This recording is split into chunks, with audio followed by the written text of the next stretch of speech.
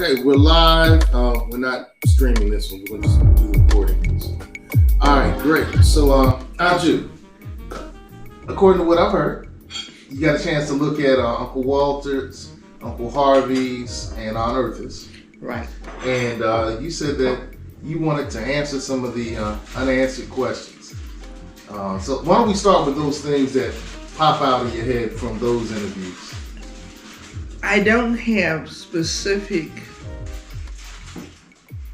unanswered questions. It was just some of the things that came up that I think needed to be cleared up, Okay. understood better, or what have you. I should have wrote them down. and that was a fact. But like going through some of the things or what have you. And I know there was some questions about my mother that really sort of like set me off, because a lot of people don't realize Mama had a 10th grade education. Mama could read better than anybody that you knew, and she understood everything she read. And that was great considering Daddy couldn't read at all. And it was her pulling one of the deeds and having me read it over again and explaining. She asked me to then explain it to Daddy. And by looking at that deed, and she had read it and it was correct. The house, which was the final family home at 515 Talbot Boulevard, was bought from Clement Talbot, who was the president of the bank downtown. He put on there, upon death, the house went to Belinda Talbot. Mama had read that. She told Daddy that, but he didn't believe her. Then she gave it to me, and she told me to read it to him. And I said, yes, it is. On death, it means that we don't get this house. Clement Talbot gives it back to his wife, Belinda. He didn't put his own name on it, but he put Belinda Talbot on it. So then Daddy had me to take him out to Mr. Pitts. Mr. Pitts was another landowner around in that area. White man who had a lot of respect for Daddy. Well, everybody called Daddy Brabil. For Brabil. And when we took the deeds out there to Mr. Pitts, he read it and he said, Brabil, your wife and daughter are right. When you die, your property is going to Belinda Talbot. So as a result of that, Daddy sold the property to Mr. Pitts with the understanding that he could take the house off of the property. And that's what he did. He took all the wood and built onto the house, which was on East Street. It's Martin Luther King Boulevard now, but East Street. And that was Daddy's mom and them house where Aunt Annie Mae stayed. And she didn't want him to build the rooms down there, but he built 3 rooms on it. He took the wood and stuff and had a carpenter come and build 3 rooms on the back of the house down there. And believe it or not, before she died, they were living in them 3 rooms because her part of the house had actually sunk. It was too low and water damage and all of that. But the rooms Daddy took from 515 and built down there was what was the last part of that house. So when I heard something about Mama being slow and what have you, Mama's personality was such that if you asked her something, she would respond. If you didn't ask Mama nothing, Mama would sit in a conversation and would never say a word and knew everything that everybody said and picked up on everything. And the other half of it is it's the same way. Mama could come and stay over at my house and babysit my kids or something like that, or we would be there. And Ken and I would have a discussion or something, and she would never say nothing. But then when Kim was gone, she would talk to me. And some of the advice she gave me was the best advice anybody could have given. And I always said, if I was half the mother that my mother was, I know I made it in life. And that has always been my goal, to be half the mother that my mother was. Because mama was nothing but love. Strictly unadulterated love.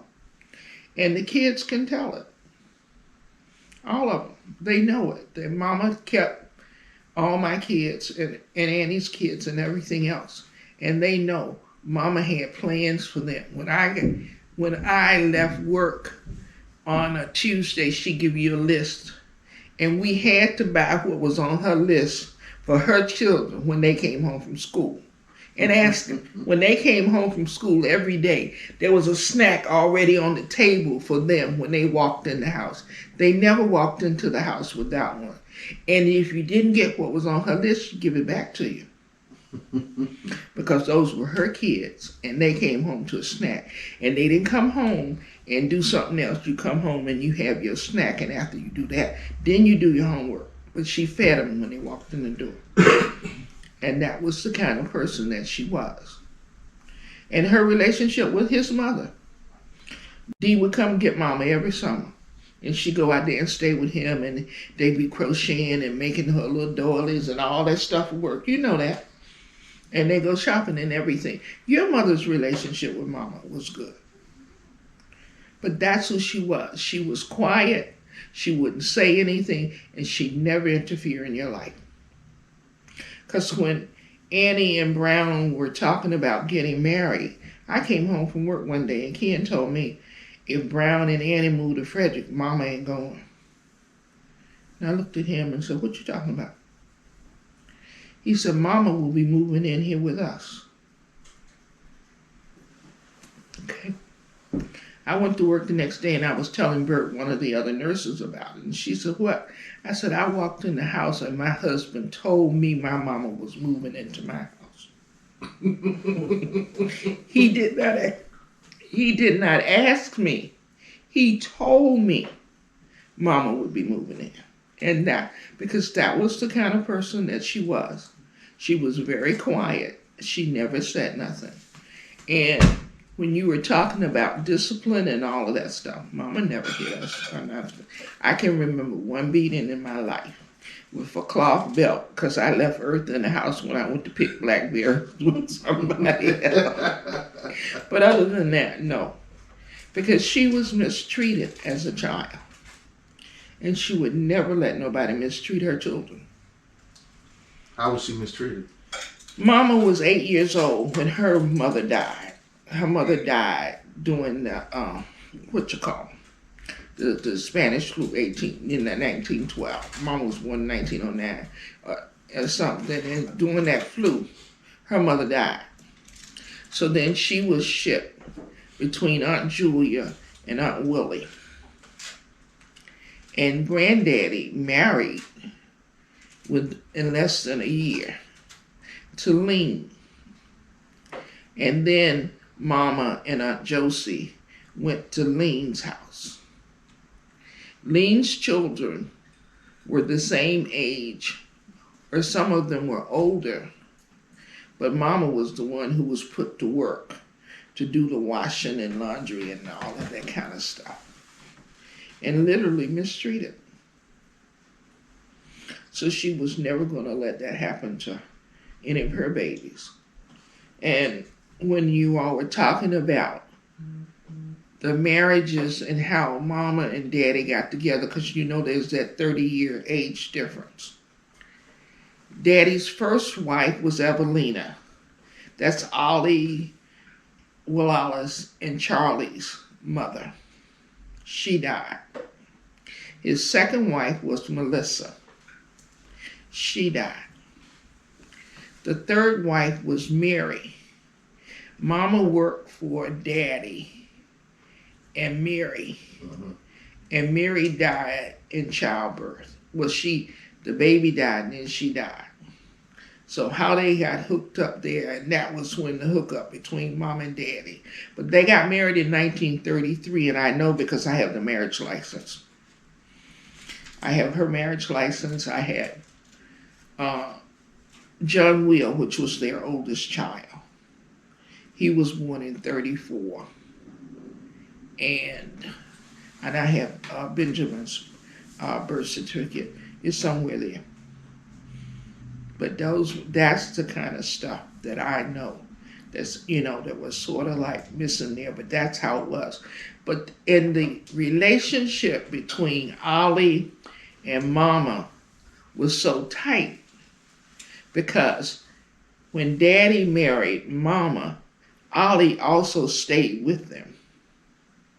And they were a year apart in age. But all the way to death, Mama and Ollie were just like this. And being the last child at home when everybody else had gone, because Mom and Daddy were separated.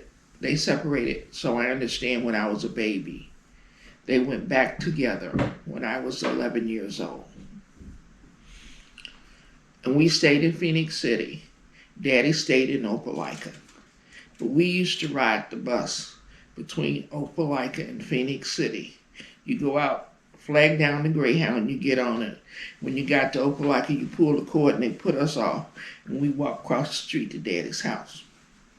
And if Mama said be back on Saturday evening at 5 o'clock, ask Virginia if she didn't get killed because she wasn't there to catch that bus, so she'd be back in Mama's house. And to this day, there's not one of us out of the 6 that are living who can tell you why Mom and Daddy separated, nor why they went back together, because nobody knows.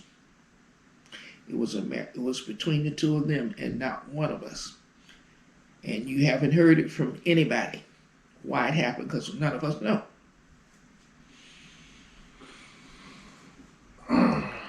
There are different thoughts about it, but none of us know.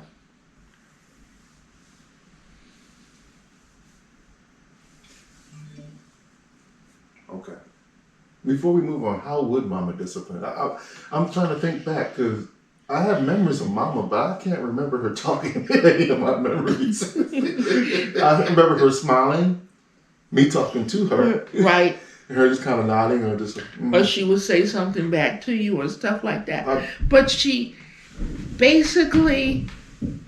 Okay, I'm the nerd. I admitted that. I've always been a nerd. And I always will be. I read everything that was printed, looked for everything that wasn't printed. She would always provide it for me because that was my greatest thing. Give me a book, and I'm in seventh heaven. Mm-hmm. She never really had to, because we didn't do nothing but go to school, come home, and what have you. In high school, the greatest thrill I got was when we graduated, their graduation.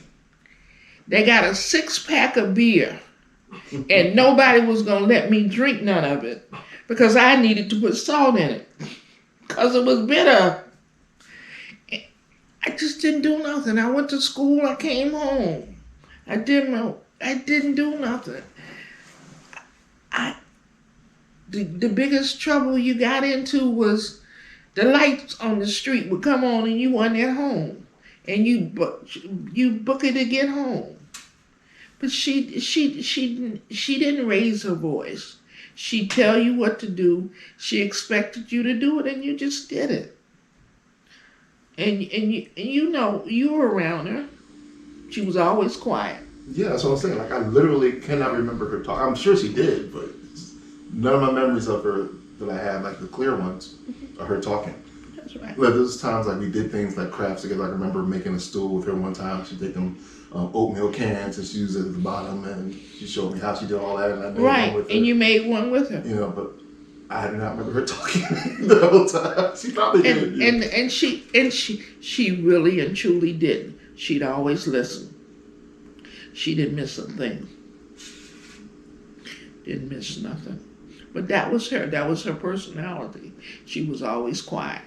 But she did talk about it. Because, she taught about lean and all of that. When Ollie was around, Ollie could get her to talk about it. And Ollie used to say, Louisiana, well, why don't you tell the kids about it? And she just said, it's over, it happened, and I'm all right. And that was the way she felt about her, the way she was treated when she was a kid and everything else like that. Because Ollie would talk about it, but she wouldn't. And all she do was work, and whatever we needed, she provided.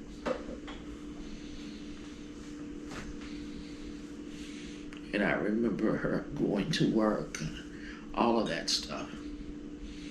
And I remember Aunt Julia and all of that. But that was her. She was just always very, very quiet. Never intrusive. Never into anything.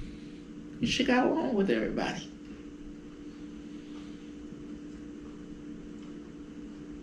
What do you think you learned most from your mother? Respect, loving. I've had to learn to listen because I have a tendency to tune people out. But her reading and her doing little things like that is what got me into it. And the one other thing too is that she would read to you. Ask Jute, because it used to blow my mind. When they were about 6th grade or so, they'd have books that I remember, of Mice and Men. Jute you had to read a chapter every night. And I came upstairs one night, Mama's sitting in the chair, and Jute is stretched out on her bed. Mama's reading a chapter to Jute. Blew my mind. I told Jute, you're supposed to read it. She says, I am. Me and Grandma read it every night together. And that was her relationship with her kids, her grandkids. And that's why Dara and Janiyah can wrap me around their fingers now. Because I learned from the best. Okay, well, with your siblings, what traits from your mother do you see, or did you see, in your siblings? All of us wanted something. All of us achieved something. And the one thing that Mama and Daddy always stressed, we had to take care of each other. And that's all we know how to do. We do it to this day. All of us take care of each other, no matter what's going on. Don't care how angry you get, no matter what's going down. I know I can pick up the phone and call Walter. I know I can call Annie. I know I can call Virginia. I knew I could call Eartha. And they all know the same thing. We're going to take care of each other no matter what.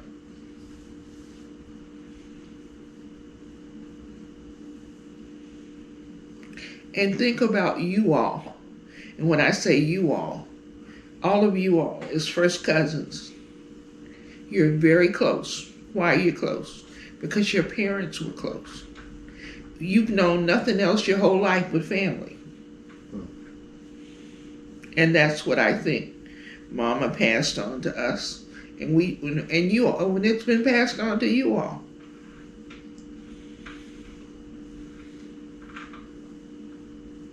What else did you see in these interviews that kind of got under your skin? That was the only thing. I think there are some other, I was just looking at the fill-ins. I know, I think I talked about it when you all were asking Eartha, and Eartha was talking about the Klan. Mm-hmm. She remembers parts of the Klan, and I remember other parts of it. See, my experience with the Klan was with Aunt Julia and Uncle Joe. Okay. Uncle Joe was a black man who could pass for white any day of the week he wanted to. The Ingersolls were very, very, very, very high yellow black people. and that was Aunt Julia's husband. Well, I'm named after Aunt Julia, so you know I spent a lot of time with them. And that day she was combing my hair, and we were sitting in her house. And I looked out there and I said, Aunt Julia, what's that? They were putting a cross out in front of her house. Threw tar on it and lit it. And she called Joe and she said, Joe, look at this. And he said, Julia, you and the baby go. Because I was called the baby. And we went out of their house through the back. Uncle Joe sold wood and he had a wagon. But we went out the back door, through the chicken coop, through the chicken yard, into the place where the horses were. There was a wall, one of the planks in the wall. Aunt Julia hit it and it went up. And we went out of it. I never forget it. We went out of it. We went up, and when you say go up in Phoenix City, we lived down in the projects. Aunt Julia and Uncle Joe lived across the street from the projects. But we went all the way uptown, like where Mama worked uptown, and came all the way back down through the projects that way and came to our house. Aunt Julia stayed around there at our house in the project with Mama and us for about a week before she went back home. I don't know where Uncle Joe was, but I saw the Ku Klux Klan burn the cross right in front of his house. It wasn't until I was much older that I realized it was the Klan. And Uncle Joe was the president of the NAACP in Phoenix City. And that was why they were burning the cross there. But I didn't learn that until I was much older. There's a picture, I have it, if they didn't mess it up. In the piano stool at home, it'll show a picture of Uncle Joe and all of the people standing at Booker T. Washington. So does you and Uncle Walter have it. Okay. It's a picture of Uncle Joe and they all NAACP down at Booker T. Washington statue at Tuskegee.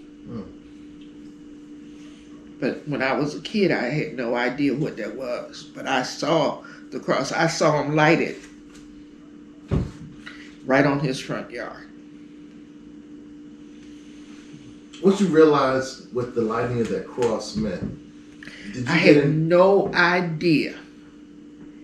Nothing whatsoever. Mama and Aunt Julia didn't say a word.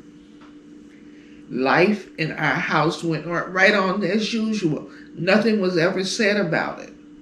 It wasn't until I was older and understood about the Klan, and then you go back and you ask Mom and them, and she just said, it happened. And that was it. That was all she would ever say about it. It happened. Did you ever, as an adult, get involved in any of the civil rights activities? Yeah. I was the first black person in Opelika to get a library card. I was the first black student to get finished driver's education. And why? Because my daddy owned property. When the civil rights thing came through, I met Marion Barry, H. Rap Brown. I met Martin Luther King when the Selma to Montgomery March, because Miss Finley took us to that. But when he was at the place up in Birmingham, not far, 5 Points, not far from Ollie, we didn't go out there. But H. Rap Brown, Marion Barry, Andrew Young, and all of them, they came to Thomason Chapel, which is Mom and them church right there on the main highway. And we kids, were sat in the back because we weren't supposed to be in there, but we were in there. We heard everything. But with the civil rights things that were going on down there, you couldn't participate in anything unless you were a homeowner. So when it came time to go downtown to get the library books, it was me, Brenda, Tick Slaughter, and George Allen. All of our parents owned their property. They couldn't put us out. Even though at the time we were living in a rented house, they couldn't put Daddy out. because he owned property. The property, when somebody was talking about where Daddy had hogs and goats and stuff like that, that was up on the hill. Well, the city signs, the Kiwanis and those kind of signs, was on his property coming into the city. So he didn't pay no taxes on that property because the city signs, them Kiwana clubs and all them things, signs was on the property. So he didn't pay no tax on it. But he owned property there. He owned 515. And then the East Street, which is Martin Luther King now, was family property, his property. So when they got ready for kids to do anything or anybody to do anything, the only people who could do it were kids whose parents owned property. And my daddy owned property. So it was no problem. But I got the first library card. And I was the first one to finish driver's education because Mr. Carter took us over there and set us on the street in front of Opelika High School, the driveway. Drove his car over there and put us out, and we sat down on the sidewalk. So that meant that driver's ed car could not come off that parking lot. We had 2 cars the next day. And I was a senior. Me, Emma, Pat, and one junior guy. Kids, was 4 of us. I got taught how to drive by Officer Fitzgerald. And that's the difference. Because my father owned property. They couldn't put us out. If you lived in a house and you participated in anything in the civil rights, they put your butt out. Just that simple. And there's nothing you could do. Who do you go back and say something to?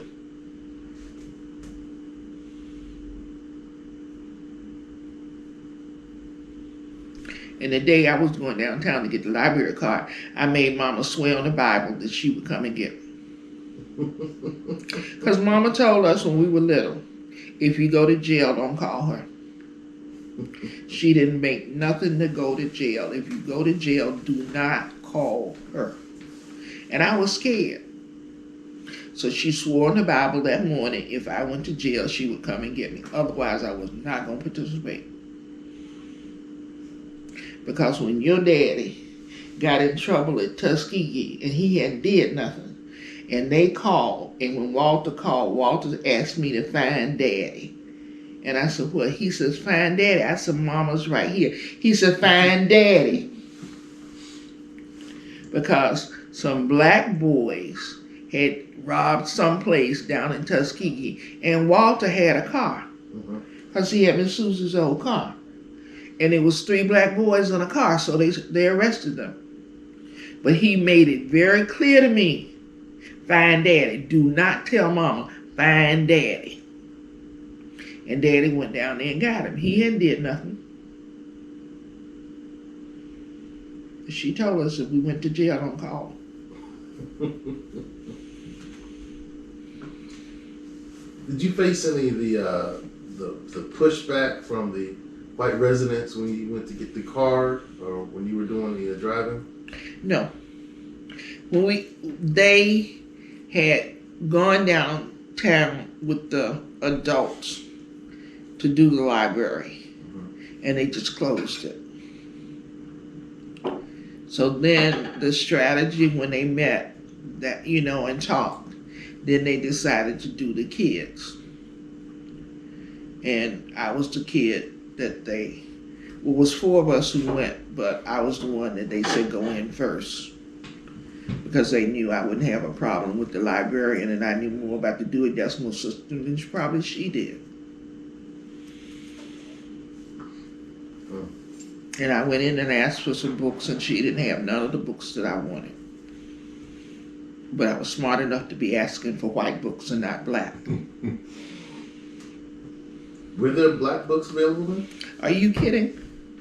In the library? Of course not. That was Opelika City Library. They didn't have any. It wasn't that many over there in the black library, in our school, in Darden High School. What was Darden like during that time? It was wonderful. You had all black teachers, And you always had teachers who were encouraging you, who wanted you to succeed, who always talked about your success, and there wasn't anything that they wouldn't do for you to see you succeed. And Mr. Martin used to say he was fast, black, and he did not run.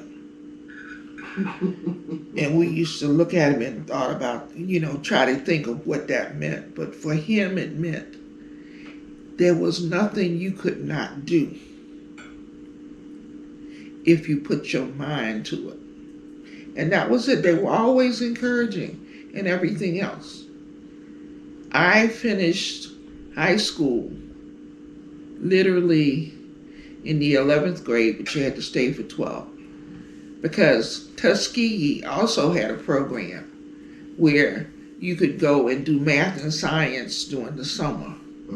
But they wouldn't let you go on Tuskegee's campus, so they would send the students up to the library at your school.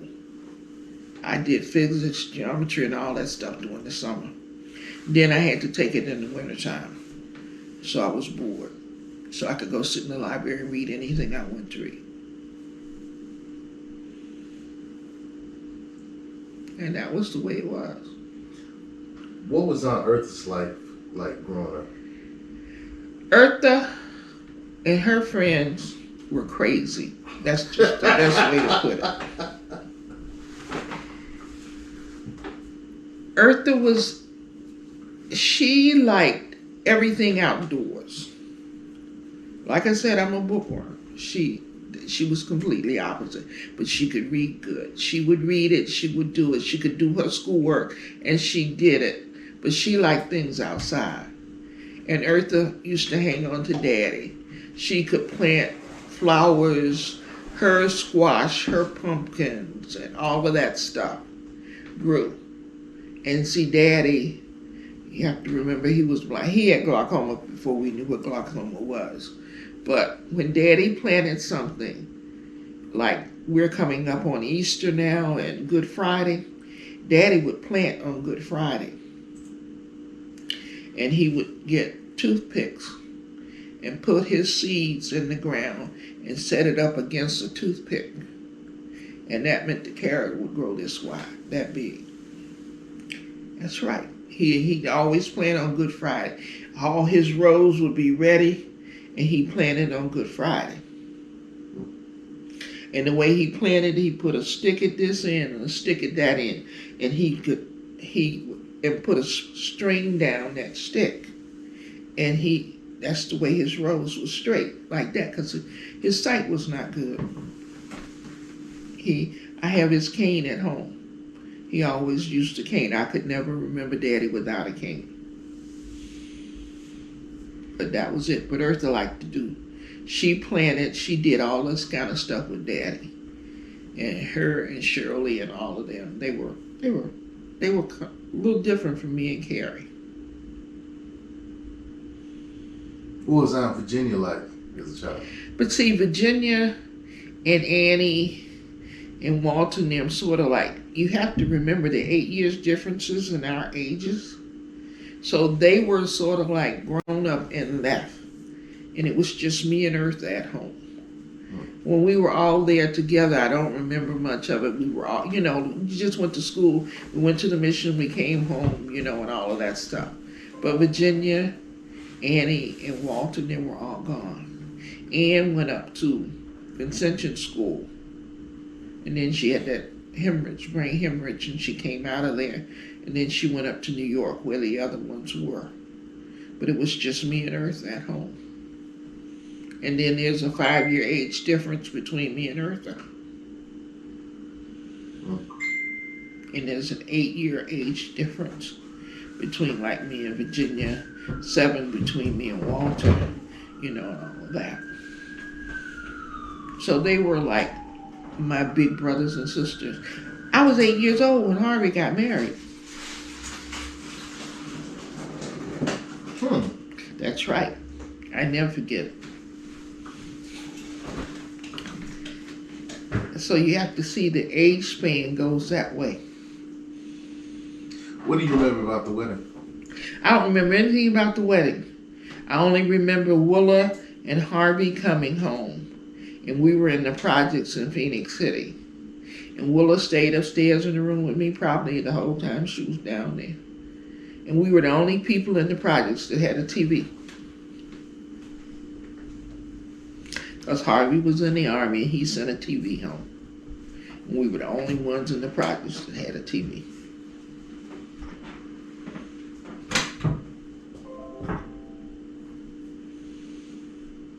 What was Christmas like? Happy times. I remember when Virginia and them went to New York and everything else, and they used to send all of these packages, back home for us and all of that. So we got more stuff there. But other than that, when we were little and everything else, even though Mom and Daddy were separated, he used to spend Christmas with us in Phoenix City.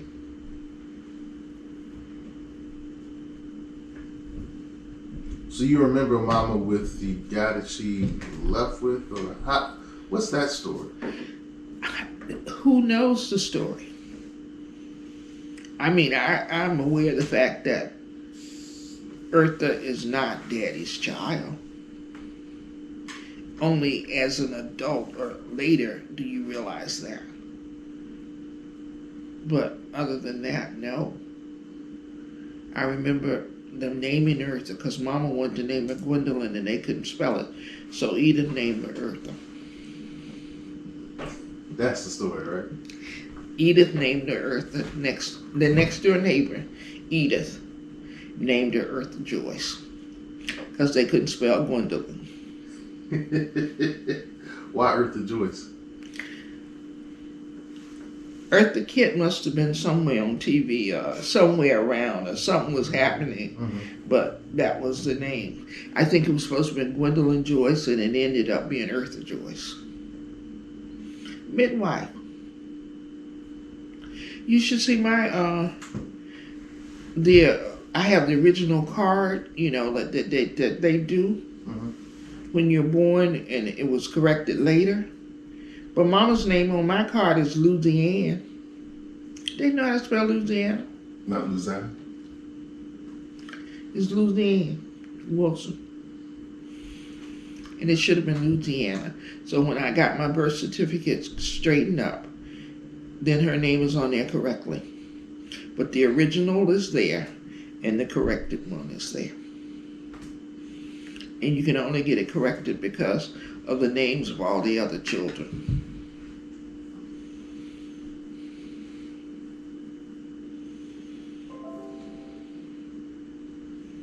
They wrote it like it sounds.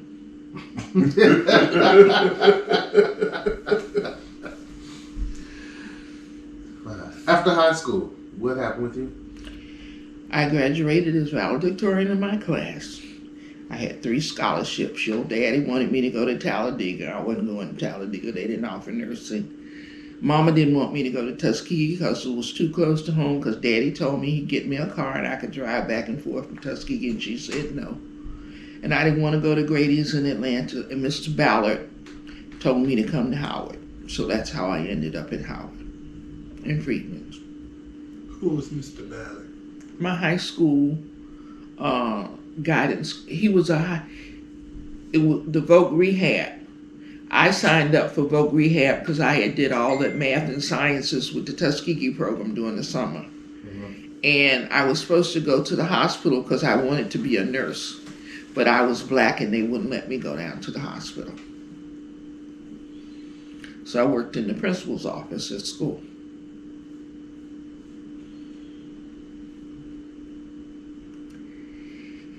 In vocational education, you would go after you did your schoolwork, 3 hours a day, 3 days a week, you would go out to your site. So I should have gone down to the hospital, and the white kids went down, and then you work as a candy striper, but you supposedly learn some of the rudimentary things in nursing. But they wouldn't allow me as a black kid to come down there. So I worked in the principal's office at school. But I also got a scholarship up here at Howard too, so that's how I ended up here. And the rest is history. What was Howard like during that time period? It was wonderful. It was the middle of King got killed while I was up here. They had the first demonstration on Howard's campus, where the students took over a building and all of that stuff. I was here doing that because I was in college, at Friedman's from 66 to 69, because Friedman's was a diploma program, so we graduated in 3 years. But we took our classes on Howard's campus, all of our, regular classes except for nursing. Nursing classes were taken down in the School of Nursing, but all of our regular college courses, and that's one of the difference between our diploma program and others. We had college credits when we graduated, whereas if I had gone to Grady in Atlanta, I wouldn't have had college credits because all of the courses was taught within Grady. Here we were at Friedman's and Howard, so we took chemistry and physics with the students at Howard and all of that. Anatomy and physiology, we took it with the med students. So that was the difference. And I had 3 wonderful years in college. But I also was the youngest person in my class, so it didn't work out too well for me. I was a baby. They didn't want, everybody go get ready to do something. But we had a lot of fun. I mean, you think about it. 9 of us could ride a Corvair. My girlfriend Judy had a Corvair. She lived in D.C. 3 people on the front seat and 6 on the back. And we go to, D.C. was full of house parties. All D.C. did was house party. And Friday, you go to a house party and you come back and you go by a Southern diner and buy whoever was on duty, and usually it was Peace, praise Mother God. You buy her dinner, a chitlin or a rib dinner, some potato salad and greens, and get her some peach cobbler, because when you got back to the dorm, you got back there late and you walk in and you feed her and everybody run up the steps. It's the life. Going out the fire escape, going to the Howard Theater. I saw James Brown, Patti LaBelle, Aretha Franklin. We saw Harold Melvin, the Blue Notes. We saw Smokey Robinson. We saw all of those. And we used to go to they had 2 shows, one at 5 and one at 8. We would go to the 5 o'clock show. Well, it was a 5 o'clock show, but you never really started till about 6:30. But you go down there and you get in line and we pay for that one. When the show was over with, you go in the bathroom and stand on the toilets, let everybody come in, and you go back down there and get another seat, and then you see the second show free. We did it. We had a good time. It was fun. What happened after college? After college, I decided that I was going to go back and get my bachelor's, so we all stayed here. I knew I couldn't go back to Alabama. Nowhere in the world I could put up with my daddy. Wait. When you went home, up here I didn't have a curfew. My senior year, we had protested, my class protested everything anyway, in the nursing dorm, and we got them to change the rules. Because we used to have a study hour from 7 to 9, and then had to be in the dorm by 10. And then the curfews on the weekends were like 11, and for the seniors it was 12. Well, my class 69, we were renegades. We got them to change it, so by the time we were juniors, our second year, we didn't have a curfew on the weekend. And we didn't have a curfew for our senior year. And I go to Alabama, and the front door screen, you know how the inside of a screen door hooks? I go home, and I forget that I'm in Alabama. I'm not in D.C., and the Commodores would be playing down in Tuskegee.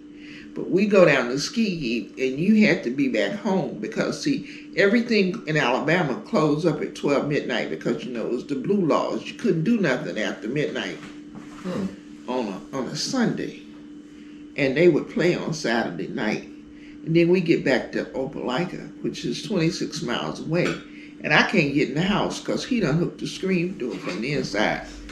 No God-respecting child of mine's gonna come in my house after midnight, people getting ready to go to church, and you just coming in.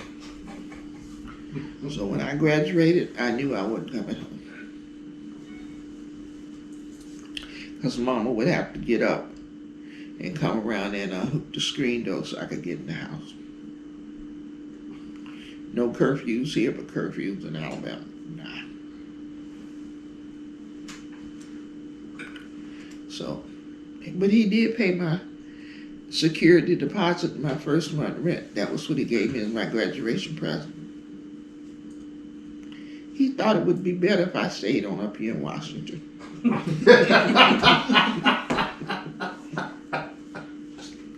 And I did. All of us got in apartments. It was 17 of us that graduated. And you have to remember also, when we started in nursing school, there were 28 of us who started. 15 that graduated. 17 graduated. 2 of them were people who came back. Because in my nursing school, we don't round off, we cut off, and that's where you get off. So every semester, if you didn't have Wait, say that again? if they didn't round off your grades, they cut off. And if you didn't make a 2.0 every semester, you went home. We started out with 35 girls. At the end of the first semester, we were down to 25. That was Freedman's. Corey's programs like that. Yeah, so it happened. You just learned how. Well, I wasn't gonna punch out anyway. No way. Now, you mentioned earlier there was a big age difference between you and your siblings. But your parents told you guys that you guys were all you had. So how did you intentionally make family with such a great big age difference? It just did. When your daddy was in Scotland, I wrote your daddy almost every other week. But I would be writing what Mom and Daddy wanted to say to him. But I wrote it and everything else. I used to correspond with his girlfriend that he was dating when he first went to Scotland. I didn't meet Ruth until I graduated from high school. That's when he brought Ruth down. Because he was back in Atlanta then. But you remember he stayed in Scotland for 2 years and everything else, and he was at Scarrier College. But we just all took care of no matter what or where. We've always been connected. When he went to Operation Crossroads, when he went to Africa, and then he would be writing home and everything else, and I was the one who was, responding back to his letters and everything. And then Walter came back from Vietnam. Those years, Walter, or 2, whatever he was over in Vietnam, were the worst years of my mother's life you ever want to see. Because my mother watched TV every day. Walter Cronkite on time. No, Mama actually saw one of our neighbor's children on a stretcher watching TV. But she wouldn't tell the neighbor. Because she looked at it and it repeated, and she said who it was. And that day when whoever, I don't know whether he was Army or whatever it was, came down the street, and we saw that military car out there. He didn't die, but I guess he came very close to it, but he was hurt, and they were sending him back home, so they went to tell his mother, and she stood there on the front porch, and she said, they going down there to tell him about his son, when is he dead? And she seen it on TV. She watched the news every day. She was glued to that news until Walter came home. Then she was somewhat at peace.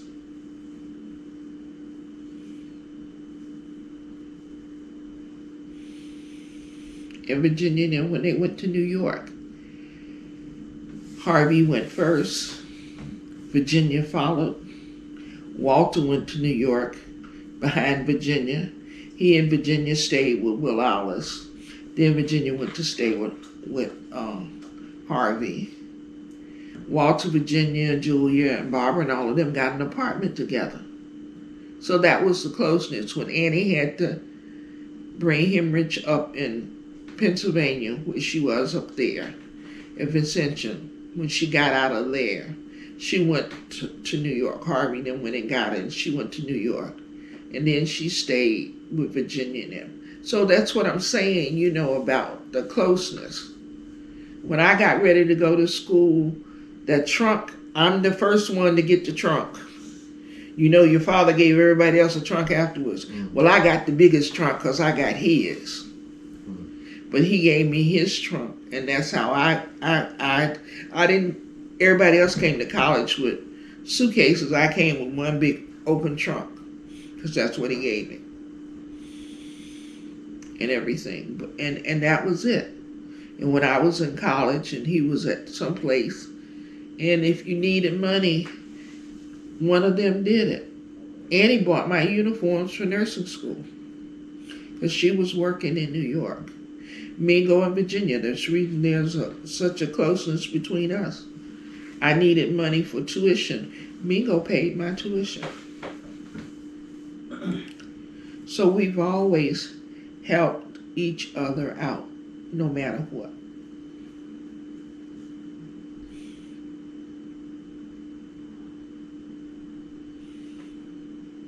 How did you feel about Mingo and Virginia's relationship? We always knew he was crazy, so what other? Mingo, at first, if you didn't get to know him, and you realize Mingo didn't grow up being a part of a family. Mingo's mother died when he was about 12. He was raised by aunt, and he was staying in a shanty and all of this other stuff. So he didn't have a family life. When he got Virginia, that was the first part. And when you get Virginia, you get the rest of us. So he got thrown into a family, but his only possession was Virginia and those 3 kids. And the way he acts and all of that is all related to that. Because when Mingo first was a part of the family, I can remember when you sit down to eat, everybody else fixed their plate. Mingo would be finished with his first plate before you got to fix your plate. But that was because of the way he grew up. And he would come and season everything. Mingo, no, if you walk in my house, that's why I don't have salt and pepper. Because I wasn't going to let you come in my house and insult my cooking. Sprinkling salt and pepper. You haven't even tasted the food yet. But you got used to it. You knew what was going to happen and everything else. And so your daddy is the one who pushed Virginia to go out and get a job. Your daddy told Virginia at one of those family gatherings we had over there, what happens if something happened to Domingo? Your daddy never called him Mingo. He always called him Domingo. But he asked Virginia about it. Sam said to her, what happens if something happened to Domingo? How are you and these children going to make it? That's when Virginia went out and got a job. And right now she thanks Sam because she gets her own Social Security check. Because all those years before, she never worked. Mingo worked. Virginia stayed home and raised those 3 babies.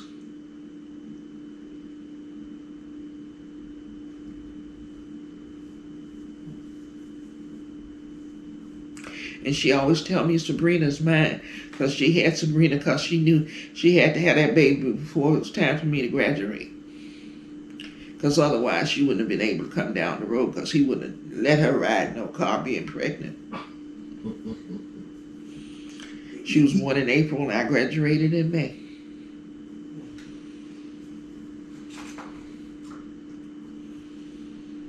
And everybody was at my graduation. That's right. I graduated from nursing school. Everybody was here. You all were here. Your parents were here. Virginia and them were down. Ollie came from Alabama to New York and rode down. So they were all there when I graduated from nursing school. But can you think of a family graduation where all of us are not there? No. Because that was one of Mama's key things.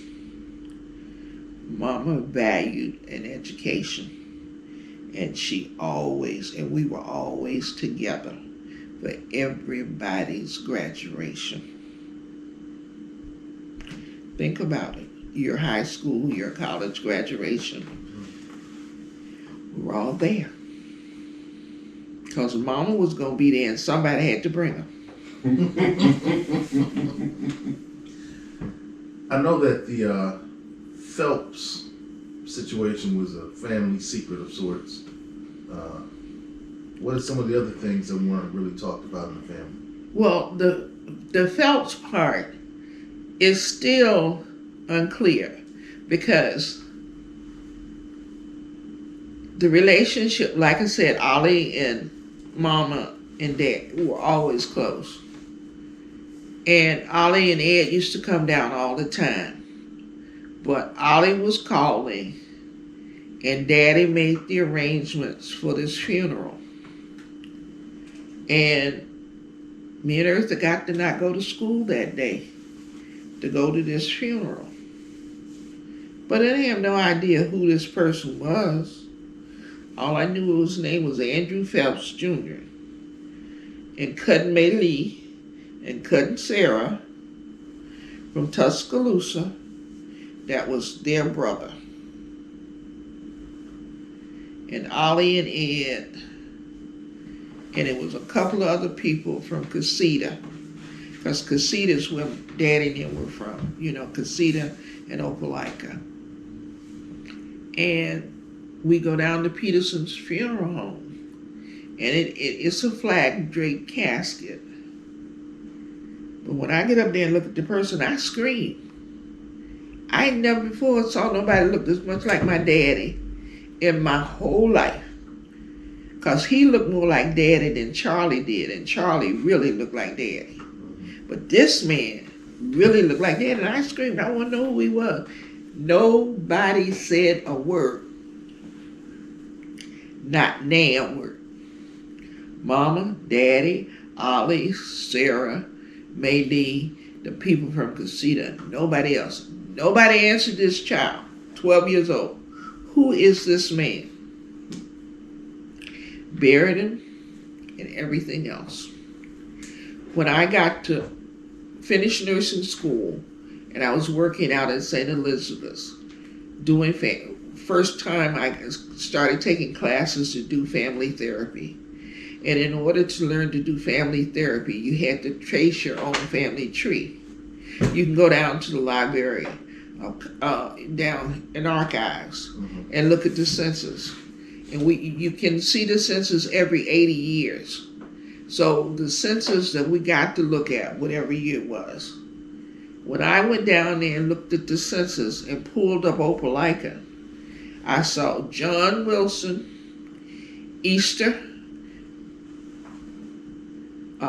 John Varner, Easter, and he had two daughters, Annie Mae and Lizzie Glenn. No daddy. I went to Mama's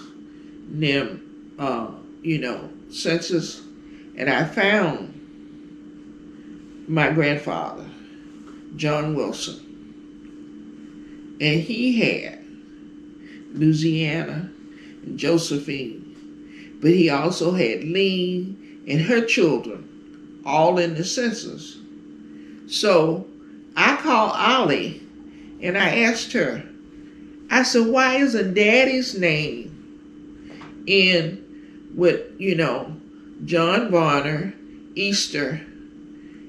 He only has 2 daughters, Annie Mae and Liza Glenn. I said, where's Daddy?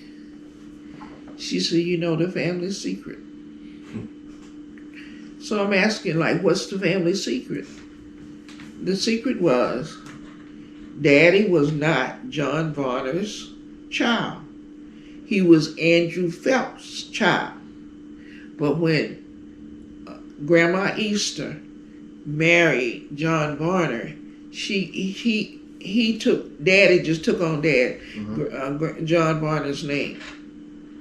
But he wasn't John Varner's child. Were there any other things that?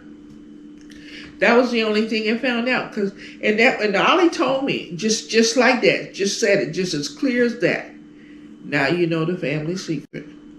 So then I'm asking, when she said, old man Phelps was Daddy's daddy. And I said, old man Phelps. I said, so that cousin May Lee brother that we buried, that I asked you all who he was? She said, yeah, that was his brother. And I'm here to tell you, it was his brother. He looked more like Daddy than anybody. Even, like I said, Charlie. And Charlie really looked like Daddy. But it blew my mind. But not one adult answered one question about it. Wouldn't say a word. We just buried him. And when we went down there for that family reunion in 2011 or whatever year we went down there, we went over to Peterson's funeral home. Right. Walter and I pulled up the stuff. So, and everything else, and the next of kin and all that stuff was in there. That was on their paperwork.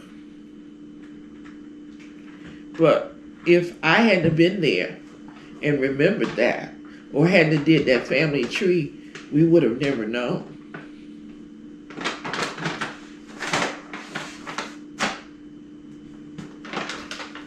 Go ahead. Follow up on that. Do you know if that was before or after they got together? Who? When John Moore was born. See, I don't know, because I haven't been back down to archives. Yeah. I mean, Kim Varner and I went down there, and I really need to go back now because we can see the 1910 census and all of that, because I would like to find out where Daddy was at that time and everything. I'm just trying to place the timeline. Like, was he pregnant, or was he already running around, or did that happen afterwards? See, was there a dalliance? that was what you don't know. Yeah. Because it was his mother. His mother's name is Easter. It's not Esther. Her name is Easter, just like Easter Sunday. Her name was Easter. And she was married to John Varner and had those 2 kids, Yeah. Annie Mae and Liza Glenn. And where Daddy felt, she must have had Daddy when she married John. And he just gave him his name. So, and as far as I know, Daddy was born in Opelika, but he could have been born in Casita. So I don't know.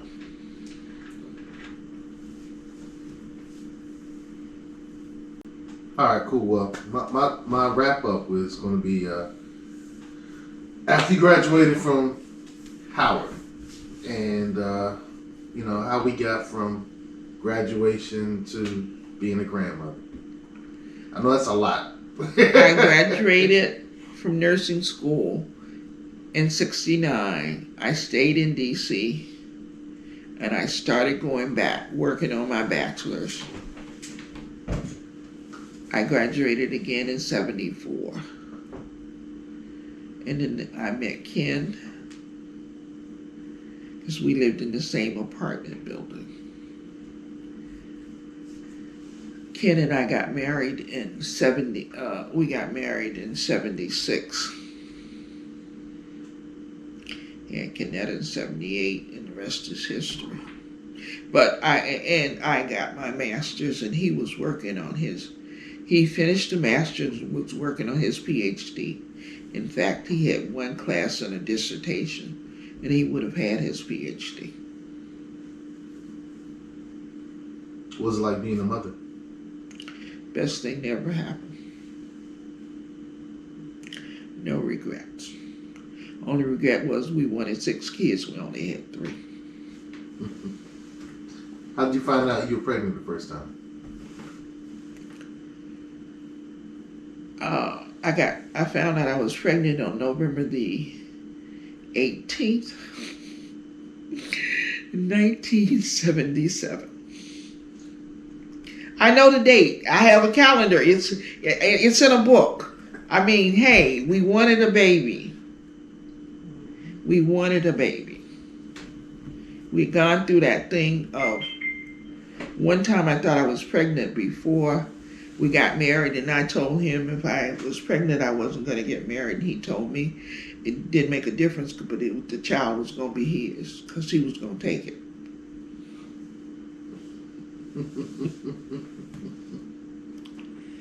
What was your pregnancy like? It was smooth. I had no problems. I developed gestational diabetes in the 7th month, and it went fine still with that because I didn't have any signs of it. The baby was born 7 pounds, 1 ounce, Canetta. She was my smallest baby, believe it or not. And so my pregnancy was fine. We, between work and him and my family and everybody else, it was fine. I had no problems. It was a joy, pure, unadulterated joy. Do you enjoy motherhood or grandmotherhood more? Both. It's great with my babies. And when I say my babies, I'm talking about Dara and Janiyah. Those are mine. My daughters had them, but those are mine. Okay, those are my babies. As a mother, I had no problems. I mean, Ken died when I was pregnant with Kenny. And we found out about the cancer when I was pregnant with Jute. But we were each other's best friends. We were both nerds. We both liked to read. We both liked to travel. We both liked football games. You know, like on a Sunday, we would watch 2 football games together and everything else like that. That was our thing. You know, favorite team? Huh? Favorite team? Well, Skins, of course, and we hated Dallas. What else? But, you know, and one of my best birthdays was some professor over there had tickets to the Washington, Redskins, and they were playing Dallas.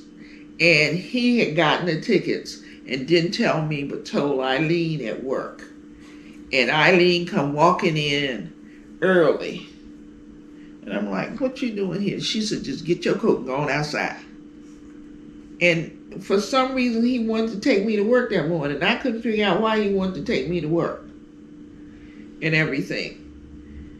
But he was outside when I got downstairs. And I'm like, you ain't going towards home. Where we going? We went over to the stadium. We went to a football game for my birthday. And that Sunday was my birthday. And they won. They beat Dallas. Oh, it was perfect. And then we went out to dinner. And I'm one of those people who love surprises. I could be surprised. And that was one of the other things that Ken couldn't understand, but he would try me out. He would buy me a gift and put it on my side of the bed, and it would sit right there until the day of my birthday, and I would never open it. One day it was an empty box. I didn't know it. I love surprises. Kenny can tell you that. I love surprises. So I'm not going to open it and ruin the surprise. No. He bought the box and he couldn't believe that I could do that. So he brought it and he set it on my side of the bed. And it wasn't taped up or anything, but I never touched it. And on the morning of my birthday, he told me I could open the box. And I put the damn thing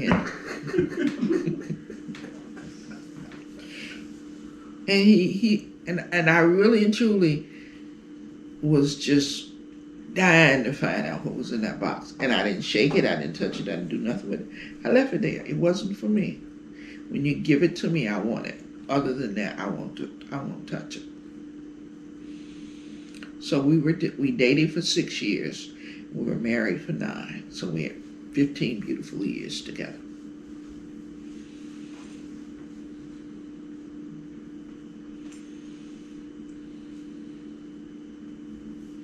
Any last words? And you saying the difference between being mother and being grandmother. Mm-hmm. Mother, I had to deal with mine. You had to get them up, you get them to school and all that stuff, and literally raise them by myself because Kenny never saw his father. He was born 21 days after his father died. I remember his funeral. Huh? I remember his funeral. And everything, and that was it. So it was different. But I had my 3 kids, and my whole goal was, we had goals. We had personal goals, Ken and I. Mm-hmm. He was going to finish his PhD. We were supposed to move to Atlanta. He had sent his whole dissertation to the CDC, and they had offered him a job. The only reason we had not moved to Atlanta was because I was pregnant. I did not want to change doctors in the middle of my pregnancy. And then he died, so we didn't go there. But as far as it goes, with raising the girls and everything else, it was just wonderful. But he used to get mad with me because they were in Montessori. We paid more for Kenetta's tuition for 1 semester than we were paying for both of us to be in grad school. But she could read anti-disestablishmentarianism when she was 3 years old. And she could spell it when she was 4. She's been reading since she was 3 years old.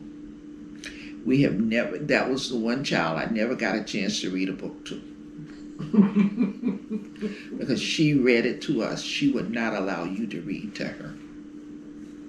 So that's right. They took her because my mother taught her ABCs and her numbers when she was 18 months old. And 18 months old, I put her in Montessori.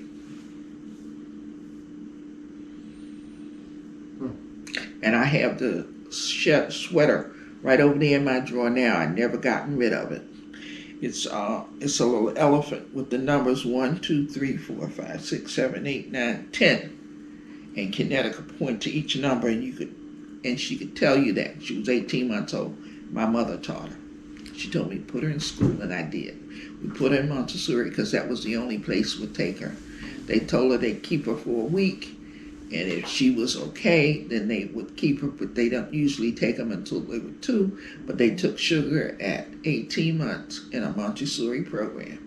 And by the time she was 3, she was totally reading. And she's been reading, and her comprehension has been there ever since.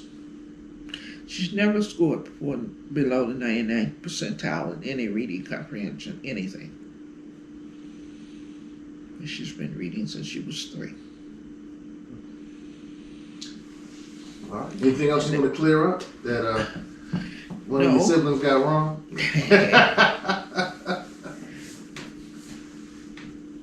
And now I got my 2 babies.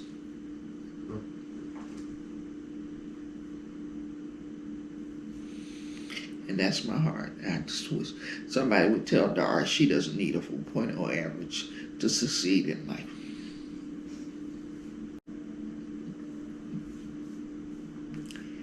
Tell her, Kenny, she's at a 3.89, and her strive is to get 4.0 and everything. She's failing.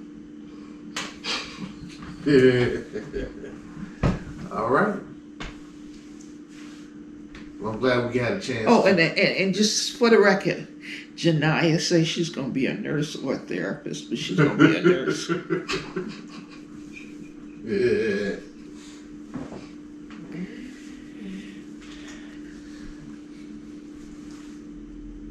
Did you ever date after your husband died?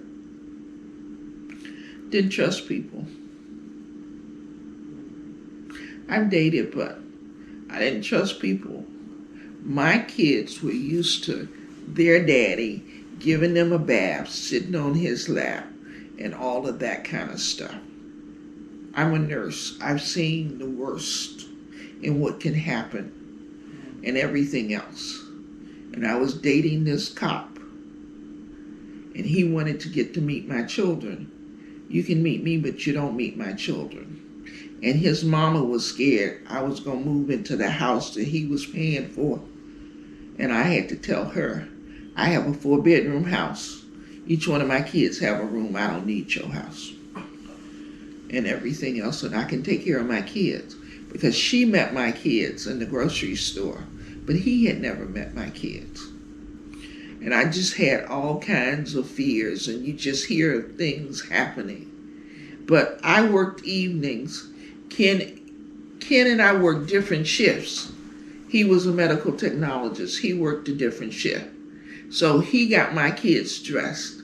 He gave them baths. He put them to bed and all of that kind of stuff. And here you have kids, 2 girls, 1 7 and 1 3, who's used to their father doing all of these things for them. How do you trust another man around your babies? And something happened. A little girl came in, about 5 years old, who had literally been busted below by the mother's new husband, who was his child.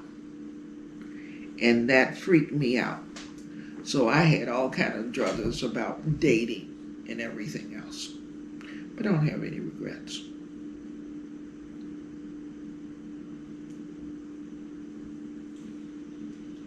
That was for me. I always wondered that. Yeah, I did. And I would go out and stuff like that. And Mom would babysit and everything else. But I really and truly had a whole lot of fears about introducing my children to somebody else. Kenny was different because he didn't know his father. But those girls knew their father. He took them to school. I picked them up. He took them to Mama's. I picked them up from there. And Mama was the babysitter until they went to school. But, well, she didn't babysit Jute and Kenny because Velma did those. And that was Eartha's girlfriend. But Kenetta was at Jackie's house. And Ken was talking to Mama, and Mama wanted her baby. So I came home to Jackie's one day looking for my child.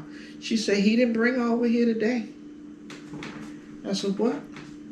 And I called him at Children, and I said, where's the baby? He said, Mama told me to bring her baby, and I took her to her. So he changed the babysitting. He took her to my mother. And she stayed with Mama until she went to school.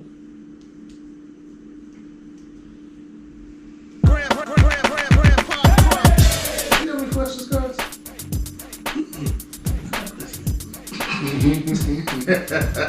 I learned that from Grandma.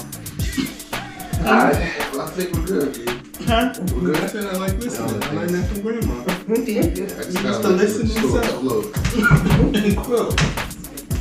You know all the gossip.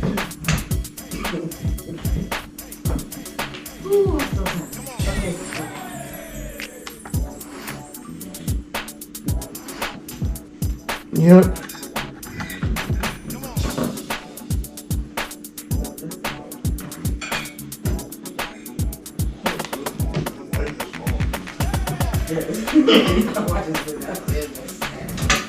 I love history. Yeah, our family has a rich one. Oh Oh yeah, but I mean, we didn't talk about, Virginia. When you did the interview with her, did she tell you why she didn't go to college? Turn the light back on. No. She has to tell you. I remember seeing it, but I can't remember. Their interview was weird.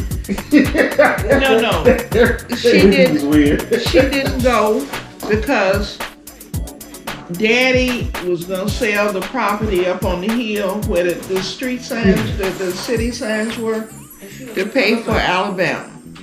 But she went down there to Charlie's house. Oh, And Charlie was, you had to call him Brother Charlie. You didn't walk up to his house and ask for Charlie Varner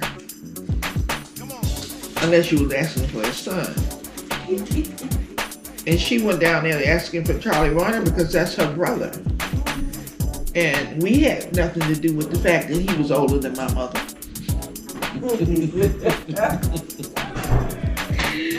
And he got twisted out of joint. She didn't go. That's why she didn't go to Alabama. Yeah, she did tell us that. Mm-hmm. She went up to New York to allow us. But her interview